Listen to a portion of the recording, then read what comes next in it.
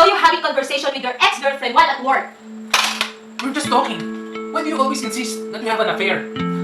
Should I believe you? Hey!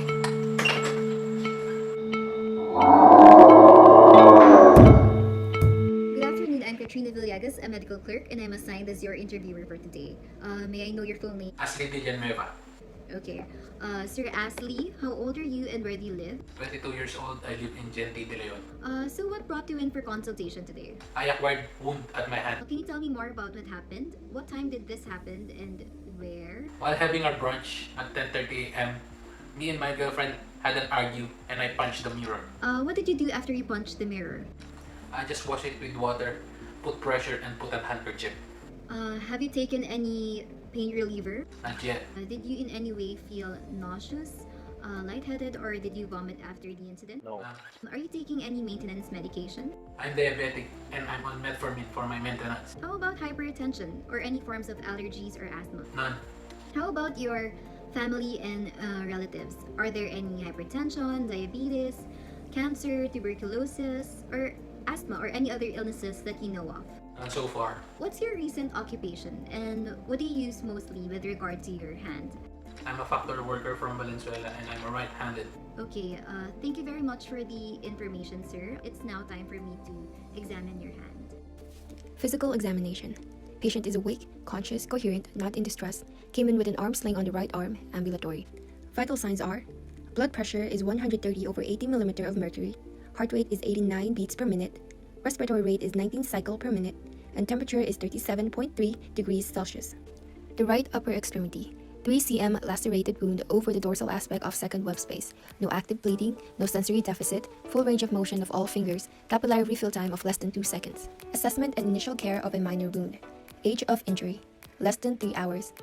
Determination of allergies. No allergies. Status of tetanus immunization, not mentioned.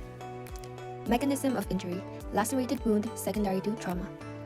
Extent of the wound, 3 cm lacerated wound right dorsal aspect of web space. Presence of foreign body, none. Risk for poor outcome, diabetic. Diabetes may increase the risk for poor outcome. For example, infection, delayed healing, or poor cosmetic outcome. Classification of wound, acute clean wound. Acute wounds usually have an easily identifiable mechanism of injury leading to disruption or skin integrity and are typically due to some form of trauma. Surgical wounds are a controlled form of acute wound that are created in the operating room. Surgical wounds are classified into 4 categories according to the degree of bacterial load and contamination. The 4 categories are clean, clean contaminated, contaminated, and dirty. X-ray.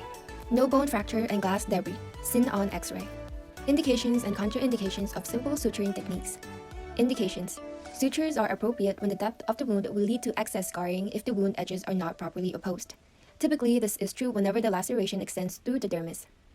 Clean, uninfected lacerations on any part of the body in healthy patients may be closed primarily for up to 18 hours following the injury without a significant increase in the risk of wound infection. Contraindications. Wounds that have been crossly contaminated with foreign debris that cannot be completely removed, infected tissue, or non-cosmetic wounds that have come to medical attention late should be allowed to heal by granulation or secondary intention after appropriate cleansing. Suturing technique. Simple interrupted suture. Simple interrupted suture is used to close most uncomplicated wounds. For proper healing, the edges of the wound must be everted. That is done, it is now time to explore the wound. You have to inspect its size and its depth and the presence of pus. You may also inspect its surrounding tissues for any bruising or erythema. The next step is to clean and irrigate the wound by applying a septic technique. Take a gauze and soak it in saline solution, then carefully wipe the area from the center going outwards. Local anesthesia may also be applied to help alleviate the pain of the patient. While we wait for the anesthesia to work, we will wash and dry our hands up to the distal third of our forearms and wear sterile gloves. Before we proceed to the suture, let's drape the patient first. These are the instruments that we will be using for today. Next is we have the scissor, which is used for cutting tissue, suture, or for dissection. These particular type are called the Mayo scissors. So next is we have the Kelly forceps. This instrument can be used as a clamp, heat sink, or third hand. The handles have 2-position locking device. The serrations are not sharp and will not cut soft materials. Next is we have Adson's forceps. These forceps are toothed at the tip, used for handling dense tissue such as in skin closures. Type of suture material. Silk 3.0, curve cutting non-absorbable.